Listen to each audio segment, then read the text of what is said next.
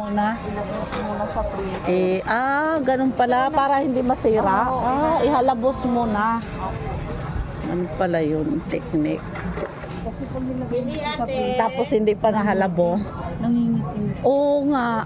Ay, ganun pala yun. Ay, sorry. Pero ang sarap talaga pag presko tapos idiretso mo sa sabaw. Nawawala. Parang, Uulamin mo. alam mo kagabi, nauwi ako mga alas 2 ata, doon banda. Doon, bumaba yung mga baba na madaming gulay. Ang mura pala pag ganun oras ka bababa lang. Alam mo ba yung kangkong? 3 peraso, yung malalaking tali. 35 lang. Nagulat ako. Doon, diretso doon din. Palengke din na yan. Palengke yun. Magdiretso ka rin dyan. Ito, sandalan. Diretso din ako doon. Kunti pa ang tao ngayon. Ano pa eh, maaga-aga pa eh. Sarap ng lettuce. Wow! Parang Christmas na. Ano pa, madilim pa ha. 5 o'clock. Wala pang alas 6. Ano? Hindi ka pa rin nagdala ng Ano? tibak?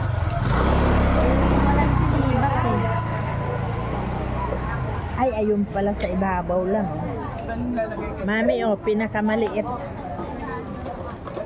Mas maliit pa sa'yo, pwede yan. Ay, meron pa rin sa ano. Sa anak ko to. Yan po yung class A, kahit po siya bigain. Yung plastic ko yun. Ay, oo nga, ito yung may singaw. Na? No, aircon yan. Yan yung mahal na bra. Ito Kaya ba? lang ilang peraso na yan. Wala nangyari ng ganyan. Yan yung sabi nilang air corner. Gusto, maganda yung ganyan. Ganda May siya. singaw. Saka matibay yan. Magkano ganito? 100 po. Maganda talaga. May isa pang kulay yan, te. Skin tone ate. Ay, wala pong skin tone na ganyan. Ang skin tone kulang ang Yung skin tone. Maganda rin skin tone kasi bumababa off shoulder.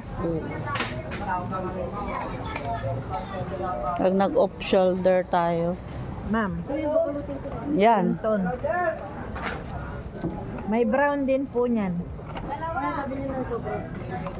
Ito, ma'am, Ang ganda ng puti. Talaga mukhang malinis. Oo. Ma'am, 3 kulay pa pala yan. Tingnan ko nga dito yung isda ni Jessa. Oo. Pilhin mo. Hindi pa. Wala pa yung amo. Sabay ganun. Sabay ganun. Wala pa yung amo. Amo mo, kapatid mo yun. Hayaan mo. Yun na rin kasi nagsisweldo sa'yo. Oo. Hindi. Sinisweldohan ka, di amo. Sa bagay. Kahit kapatid Anak ko mo. nga amo rin ang tawag ko Bakit? Inuutosan eh. Inautusan ako Tama. Kahit nanay ako. Oo. Gano'n naman talaga. Maliit po yan. Yung nanay inuutosan. Maliit po ang takid ng ganyan. Kaya ang tawag natin, Tinan mo, mama. bossing. Tawagin mong Kahit bossing. ano Boss. Boss pa rin, basta tayo Ay, lalo na pag nagtatrabaho, iba na yun sila. Pero tayo pang umaamo.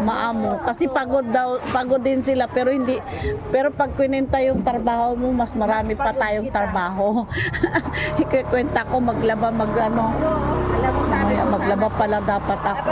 kahit binibigyan mo ako ng 20 nila isang buwan kwentahin mo trabaho ko, kumuha ka ng katulong. Baka Nako, hindi yung pumayag. paglalaba talaga, pinakaano. Nako, labalinis yung 3 palapag na bahay namin. Ay naku, mahirap mag-3 palapag, kaya akyat-akyat ka pa. Oo naman, basta may lamesa yan. Rooftop, doon ang sampayan sa rooftop, sakit yung tuhod kung makakyat doon. Wala pa lugaw. Wala pa. Naghahakot na siguro. Pag-uulongin na yun, hoy, hindi ka magtitinda.